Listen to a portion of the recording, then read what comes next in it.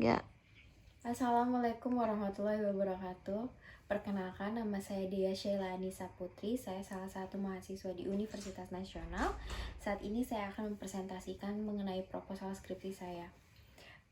Judul yang akan saya ambil di sini yaitu Gerakan MeToo dalam Pengaruh Budaya dalam Budaya Kerja di Amerika Serikat. Ya, seperti yang kita ketahui, latar belakangnya di sini saya menyebutkan meluasnya kesadaran global akan masalah pelecehan seksual di tempat kerja telah mendorong mobilisasi gerakan MeToo di berbagai negara. Gerakan MeToo telah berdampak secara politik mempengaruhi beberapa negara untuk merespon masalah pelecehan seksual di dalam negaranya. Contohnya sebagai Amerika Serikat sebagai titik awal di mana tagar MeToo ini itu berasal, yang dimana menghadapi tuntutan besar dari gerakan untuk mereformasi sistem hukum yang menangani masalah ini.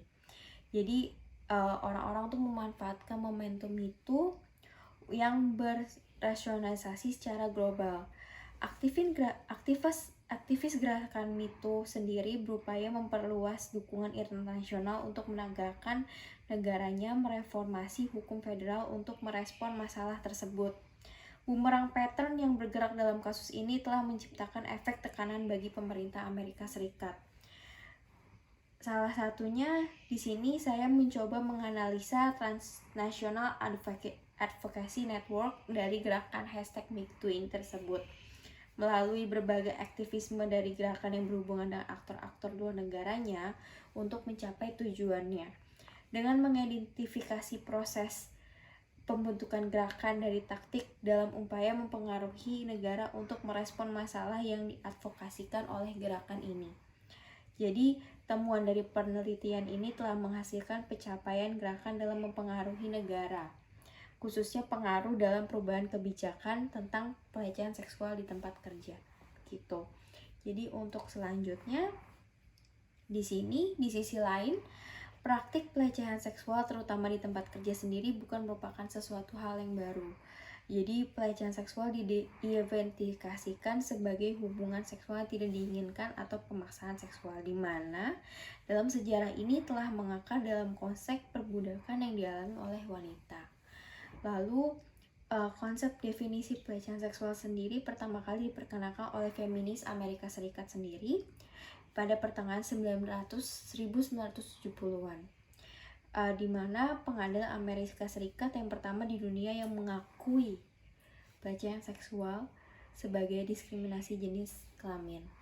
Lalu di sini juga ada meskipun Amerika Serikat sendiri telah memiliki sistem hukum yang menangani pelecehan seksual, masalah ini masih memiliki prevalensi yang tinggi dalam dialami oleh masyarakat Amerika Serikat. Hal ini menunjukkan bahwa sistem hukum belum efektif dalam mencegah dan menangani pelecehan seksual di Amerika Serikat.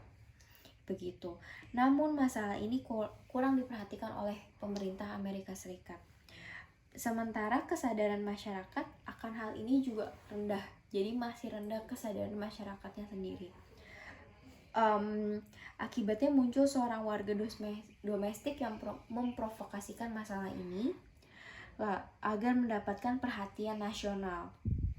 Langkah yang dilakukan dengan menunjukkan masalah ini melalui platform media sosial justru berhasil menciptakan perhatian internasional.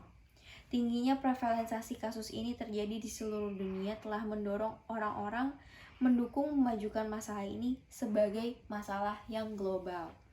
Momentum ini menjadi melalui meluasnya gerakan orang-orang di seluruh dunia ditandai terciptanya mobilisasi gerakan #MeToo di berbagai negara terutama di Amerika Serikat itu sendiri. Gitu. Jadi di sini pokok masalahnya sendiri saya ingin menjelaskan kasus pelecehan seksual di tempat kerja bukan merupakan sesuatu yang baru di dunia, terutama di Amerika Serikat.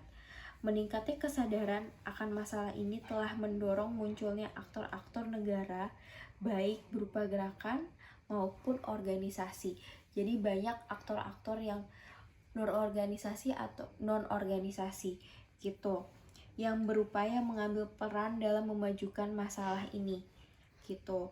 Gerakan #MeToo di Amerika Serikat memobilisasi serupa yang terjadi di berbagai negara, telah muncul mendorong perubahan perilaku negara secara masif di masing-masing negaranya tersebut. Upaya secara bersamaan telah menunjukkan eksistensi aktor-aktor non-negara yang mulai menjadi pemain utama dalam politik internasional. Gerakan #MeToo secara transnasional telah memajukan isu dan mendorong kebijakan baru yang mewakili pelecehan seksual di tempat kerja. Menjadi penting bagi negara-negara yang terkena dampak politik oleh gerakan ini. Problematika ini penting bagi pembahasan dalam hubungan internasional karena berbicara tentang aktivisme sebuah gerakan yang membawa isu yang merupakan masalah global dan bergerak secara transnasional untuk mempengaruhi perilaku aktor negara. Begitu. Nah, tujuan penelitian ini sendiri disebut penelitian ini menemukan bahwa adanya sifat bias diskriminatif normatif. Jadi bahwa perempuan yang melaporkan pelecehan seksual dipandang sebagai kurang bermoral dan tidak terampil secara sosial. Hasil penelitian ini adalah keberhasilan gerakan #MeToo dan dalam menurunkan bias dan stereotip negatif secara sosial. Hasil penelitian ini adalah mengenai perempuan yang melaporkan pelecehan seksual dengan kontribusi gerakan yang berupaya dalam merubah perspektif normatif tersebut.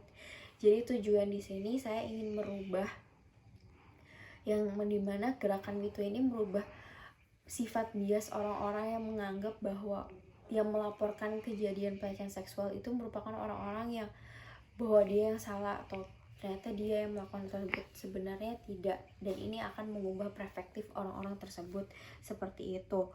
Yang ini telah berhasil mendorong banyak perempuan mulai berbicara untuk melaporkan kegiatan pelecehan seksual secara hukum. Kekerasan dan pelecehan seksual di tempat kerja bukan suatu masalah yang baru di dunia. Jadi ini udah masalah yang sangat sering seperti itu. Dan menunjukkan bahwa Amerika Serikat adalah negara pertama di dunia mengakui pelecehan seksual secara diskriminatif, sehingga memungkinkan pengadilan Amerika Serikat jauh lebih responsif terhadap pelanggaran tersebut daripada negara lain di dunia. Sistem hukum yang menangani kasus pelecehan seksual di Amerika sendiri telah tercantum dalam Undang-Undang Hak Sipil tahun 1964 dalam penulisannya. Di sini kita mengkritisi sistem hukum tersebut agar diperluas lebih, di mana pengadilan itu belum menangani secara serius masalah ini. Begitu. Pada tahap ini, teori yang saya gunakan, analisis data ini dilakukan secara kualitatif. Setelah pengumpulan data, maka penulis akan memproses data dasar tersebut menjadi subtopik. Permasalahan digambar melalui sebagai subtopik agar dalam menganalisis masalah agar lebih jelas dalam subtopik tersebut, dan dikembangkan lagi menjadi sebuah tulisan yang akan menjelaskan lebih detail mengenai subtopik tersebut. Lalu dalam setiap tulisan subtopik tersebut akan dilakukan analisa melalui data-data yang telah ditemukan sehingga dapat memunculkan hasil dari analisa tersebut terkait kasus yang ditemukan dalam penelitian ini. Seperti itu. Gambaran besar untuk proposal skripsi kali ini seperti itu. Saya Dia Syalani Saputri. Wassalamualaikum warahmatullahi wabarakatuh.